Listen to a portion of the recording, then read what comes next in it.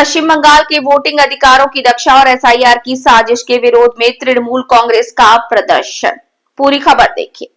Kalyani block Trinamool youth Congress की पहल पर और कल्याणी ब्लॉक तृणमूल कांग्रेस और उसके अलग अलग ब्रांच संगठनों के सहयोग से एक बड़ी पब्लिक मीटिंग हुई। मीटिंग की जगह नादिया जिले के मदनपुर इलाके में अलईपुर मनोरमा शिक्षा निकेतन स्कूल ग्राउंड थी। इस पब्लिक मीटिंग में मशहूर बंगाली फिल्म एक्ट्रेस श्रीवंती चटर्जी खास मेहमान के तौर पर मौजूद थी। साथ ही तृणमूल कांग्रेस के नदिया जिले के प्रवक्ता आरूप चक्रवर्ती, स्टेट यूथ तृणमूल कांग्रेस के वाइस प्रेसिडेंट शुभंकर सिंह, जिला तृणमूल कांग्रेस प्रेसिडेंट देवाशीष गांगुली, जिला INTTUC president Sanat Chakraborty, Kalyani block Trinamool Congress president Pankaj Singh, Kalyani block Trinamool youth Congress president Niladri Shekhar Sil और पार्टी के कई दूसरे नेता भी शामिल हुए।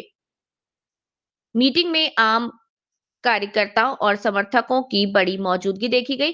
बोलने वालों ने बंगाल डेमोक्रेसी और वोटिंग अधिकारियों की सुरक्षा के लिए एकजुट आंदोलन की अपील की और एसआईआर का जोरदार विरोध किया। 23 दिसंबर को मिथुन चक्रवर्ती ने कल्याणी ब्लॉक में मनोरमा स्कूल के मैदान में बीजेपी की तरफ से एक मीटिंग की थी।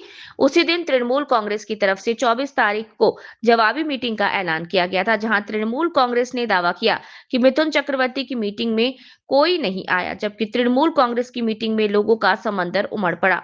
जिला नदिया, पश्चिम बंगाल से सोनाली ठेकेदार की रिपोर्ट। আপনারা কতটা মানুষের কাছে পৌঁছাতে পারলেন এসআইআর নিয়ে, যদি একটু তুলে ধরেন।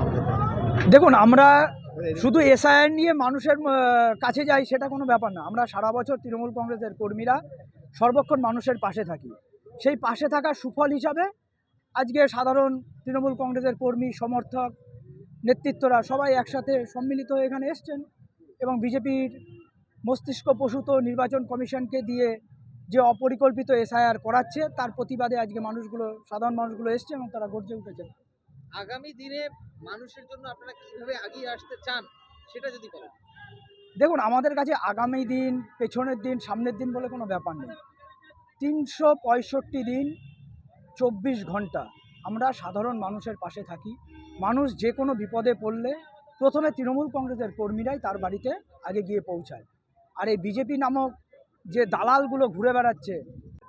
প্রথম কথা, গতকালকে যে মিটিং হয়েছিল আশপাশের জায়গা থেকে লোক এনো, 500-র বেশি লোক করতে পারেনি ভারতীয় জনতা পার্টি। আজকে 24 ঘন্টার নোটিশে পাল্টা মিটিং এ প্রায় 15,000 মানুষের উপস্থিতি বুঝিয়ে দিয়েছে যে যত দিন যাচ্ছে এই অঞ্চল তো একটা সময় মতুয়া, তপশিলি জাতি উপজাতিদের সেই অর্থে একটা ভালো প্রভাব ছিল, তাদের মধ্যে যে বিজেপির প্রভাব ক্রমক্ষয়িষ্ণু সেটা আজকে প্রমাণ হয়ে যাচ্ছে। শুধু তাই নয়, আজকে যখন এসআইআর এর লিস্ট পাবলিশ হচ্ছে, শান্তনু ঠাকুর কেন্দ্রীয় মন্ত্রী তাকে বলতে শুনছি যে মতুয়াদের নাম বাদ গেলে কি আছে, অসুবিধার কি আছে, যদি 50 লক্ষ রোহিঙ্গার নাম বাদ যায় মতুয়াদের এই স্যাক্রিফাইস মেনে নিতে হবে।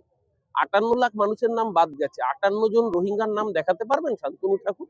আসলে আমরা প্রথম দিন থেকে বলেছিলাম যে এসআইআর একটা অসভ্য বর্বর প্রসেস, যেই প্রসেসে সবচেয়ে বেশি শিকার হবেন হিন্দু নিম্নবর্গের মানুষরা।